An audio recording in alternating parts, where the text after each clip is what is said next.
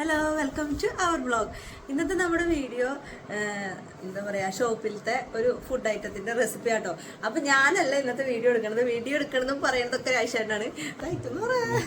Beef കൊണ്ടാട്ടം നമ്മൾ ചെയ്യുന്നുണ്ട്. അപ്പം അതിൻ്റെ ഒരു വീഡിയോ കുറേ ദിവസമായി ബീഫിൻ്റെ എന്തെങ്കിലും ഒരു റെസിപ്പി ചോദിച്ചിട്ട് പിന്നാലെ എടുക്കണം. അപ്പം ഇന്നാണ് ഇപ്പോൾ സമയമായി കിട്ടിയത്. ഞങ്ങൾ വീഡിയോ പിടിച്ചതിൻ്റെ ഇത് ചാനൽ ഇട്ടിട്ടുണ്ട്. അപ്പോൾ നിങ്ങൾ കണ്ടു നോക്കിയിട്ട് അതിൻ്റെ അഭിപ്രായങ്ങളും കാര്യങ്ങളൊക്കെ ഒന്ന് വിട്, സബ്സ്ക്രൈബ് ചെയ്ത് വിട്, ലൈക്ക് ചെയ്യണം, സപ്പോർട്ട് ചെയ്യണം. അങ്ങനെ ദേ എൻ്റെ ശല്യം സഹിക്കാൻ വയ്യാണ്ട് രാജേട്ടൻ ദേ എന്നെ കൊണ്ട് കടയിൽ പോയതാട്ടോ. അപ്പോൾ ബീഫ് റോസ്റ്റല്ല, ബീഫ് കൊണ്ടാട്ടം. നമ്മളെല്ലാ ദിവസവും എന്താ പറയുക, എല്ലാ ദിവസമല്ല, നമ്മളെപ്പോൾ വീട്ടിൽ ബീഫ് മേടിക്കുമ്പോൾ ഈ ബീഫ് റോസ്റ്റ് തന്നെയല്ലേ നമ്മൾ ഉണ്ടാക്കണേ. അപ്പോൾ ഇടയ്ക്കൊക്കെ ഒന്ന് വെറൈറ്റി ഇഷ്ടപ്പെടുന്ന ആൾക്കാർക്ക് എന്നാൽ ബീഫ് കൊണ്ട് തന്നെ നമുക്ക് ചോറിനും ചപ്പാത്തിക്കും പൊറോട്ടയ്ക്കും അങ്ങനെ കഴിക്കാൻ നല്ല ടേസ്റ്റുള്ള നല്ല എന്താ പറയുക, ഒരു എല്ലാവർക്കും വെറൈറ്റി ഇഷ്ടമല്ല. എന്നും ഓരോ ഐറ്റം തന്നെ ഇങ്ങനെ കഴിച്ച് കഴിയുമ്പോൾ നമുക്ക് എന്നും കഴിക്കുമ്പോൾ ടേസ്റ്റ് തോന്നില്ല എന്നേ. ബീഫ് എപ്പോഴും റോസ്റ്റ് ഉണ്ടാക്കുന്ന ആൾക്കാരാണെന്നുണ്ടെങ്കിൽ ഒന്ന് ഇടയ്ക്കൊന്ന് മാറ്റിയിട്ട് ഇന്നത്തെ നമ്മുടെ ബീഫ് കൊണ്ടാട്ടം ഒന്ന് ട്രൈ ചെയ്ത് നോക്കൂ കേട്ടോ.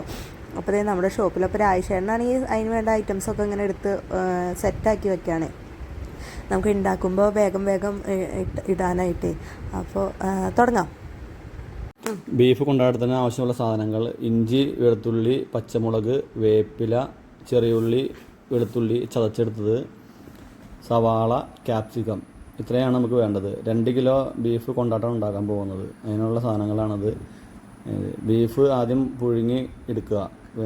അതിലേക്ക് ആവശ്യമുള്ള സാധനങ്ങൾ ഇടേണ്ടത്: വെളുത്തുള്ളിയും ഇഞ്ചിയും കൂടി പേസ്റ്റാക്കിയത്, കോൺഫ്ലവർ, മുളക് പൊടി, മഞ്ഞൾപ്പൊടി, ഗരം മസാല, ഉപ്പ്, ഇതെല്ലാം ഇട്ട് നമ്മൾ മിക്സ് ചെയ്തെടുത്തതിന് ശേഷം ഒരു 10 മിനിറ്റ് വെച്ചതിന് ശേഷം അത് നല്ല മസാല പിടിച്ചതിന് ശേഷം എണ്ണയിൽ വറുത്ത് കോരി എടുക്കുക. മീഡിയം ലെവലിൽ വെറുതെ ഒരുപാട് മുരിയേണ്ട ആവശ്യമില്ല. പിന്നെ ചതച്ച മുളക് വേണം, സെപ്പറേറ്റ് മാറ്റി വയ്ക്കുക. പുഴുങ്ങാന്ന് വെച്ച് കഴിഞ്ഞാൽ നമ്മൾ കുക്കറിൽ ഒരു 2 വിസിൽ അടിച്ചാൽ മതി. അപ്പോൾ ഏകദേശം നല്ല പോലെ കിട്ടും. അത് ഏകദേശം അതിനുള്ളിൽ നല്ല സോഫ്റ്റ് ആയിട്ടുണ്ടാവും. അതുപോലെ പുഴുങ്ങിയെടുത്തതിന് ശേഷം ഇതുപോലെ വറുത്ത് കോരി എടുക്കുക. വറുത്ത് കോരി എടുത്ത് മാറ്റി വയ്ക്കുക. അപ്പോൾ നല്ല ക്രിസ്പി ആയിട്ടുള്ള ഇതായിട്ട് കിട്ടും. കുറേ ഡീപ്പായിട്ട് ഫ്രൈ ചെയ്യണം. ഇല്ല, ആ കോട്ടിങ് ഒന്ന് ഫ്രൈ ആയി കിട്ടിയാൽ മതി. അതിനുള്ള അത് മതി. പിന്നെ കൊണ്ടാട്ടമുളക്, കൊല്ലമുളകും, വെളിച്ചെണ്ണ, വേപ്പില, വെളിച്ചെണ്ണ, ഇതൊക്കെയാണ് സാധനം വേണ്ടത്. വെളിച്ചെണ്ണയിൽ നമ്മൾ കൊണ്ടാട്ടമുളകും കൊല്ലമുളകും കൂടി ഇട്ട് ഒന്ന് മെല്ലെ മൂപ്പിച്ചെടുക്കുക. അതിന് ശേഷം ഒരുവിധം ബ്രൗൺ കളറാവണം. അതിന് ശേഷം നമ്മൾ ഒരു ചെറിയ ഇതുപോലെ ഒന്ന് വരട്ടിയെടുക്കുക.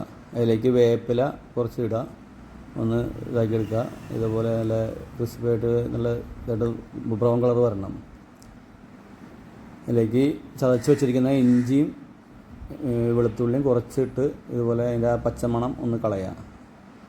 പിന്നെ നമ്മൾ വേറെ കുറച്ച് വെളുത്തുള്ളിയും ചെറിയ ഉള്ളിയും കൂടി കുറച്ച് ചതച്ച് വെച്ചിട്ടുണ്ട്. അത് നമ്മൾ ഇതിലേക്ക് ഇട്ടിട്ട് ഇതുപോലെ ഒന്ന് ചെറിയ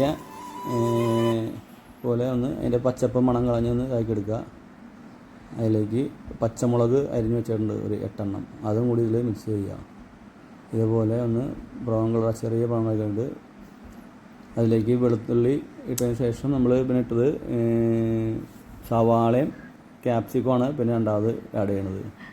ഇതുപോലെ ഇട്ടിട്ട് ഒരുപാട് ഒരു മീഡിയം ലെവലിൽ വലിപ്പം വേണം. ഒരുപാട് കാണണം ഇത് നമുക്ക് ഒരു സാധനം കിടക്കണത്. ഒന്ന് ചെറിയൊരു പച്ചപ്പ്, ഒരുപാട് വാടേണ്ട ആവശ്യമില്ല. അതിലേക്ക് ചതച്ച മുളക്, അതായത് ഒരുപാട് പൊടിയാവേണ്ട ചതച്ച മുളക് ഇടുക.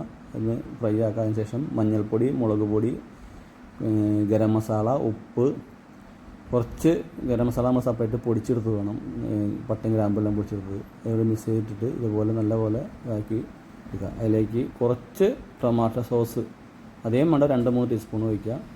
കുറച്ച് വേണമെങ്കിൽ വെള്ളം ഒഴിക്കാം. ഒരു ഗ്ലാസ് വെള്ളം, ചെറിയ ഗ്ലാസ്, 1 ഗ്ലാസ് വെള്ളം ഒഴിക്കുക. അത് വെച്ച് റോസ്റ്റ് ചെയ്തതിന് ശേഷം വറുത്ത് വെച്ചിരിക്കുന്ന ഈ ബീഫ് ഇതിലേക്ക് ഇതേപോലെ ഇട്ട് മിക്സ് ചെയ്യണം. നല്ലപോലെ ഇതിനെ മിക്സ് ചെയ്യണം. അപ്പോൾ നിലവിൽ ബീഫ് ഇപ്പോൾ മസാല കൊണ്ട് വറുത്തതുമായതുകൊണ്ട് നല്ല ടേസ്റ്റ് ഉണ്ടാവും. എന്നാലും നമ്മളിതുപോലെ നല്ല ജോയിൻ്റായിട്ട് ശരിക്കും മിക്സ് ചെയ്ത് ഒരു 10 മിനിറ്റ് നല്ല വെള്ളം റോസ്റ്റ് ചെയ്ത് എടുക്കുക. അപ്പോൾ ശരിക്കും അതിൻ്റെ മസാല ഇതൊക്കെ പിടിച്ചിട്ടുണ്ടാവും. അത് കഴിഞ്ഞതിന് ശേഷം നമ്മൾ എള്ള്, അതായത് വെള്ള എള്ളാണ് നമ്മൾ ഉപയോഗിക്കുന്നത്. പിന്നെ ആ ഒരു പ്രത്യേക ഗ്ലേസിങ് ഇത് കാണാൻ നല്ല രസമായിരിക്കും കാണാൻ, അതിന് പുറത്തേക്ക് ഉണ്ടാക്കി വെച്ച് കാണാൻ.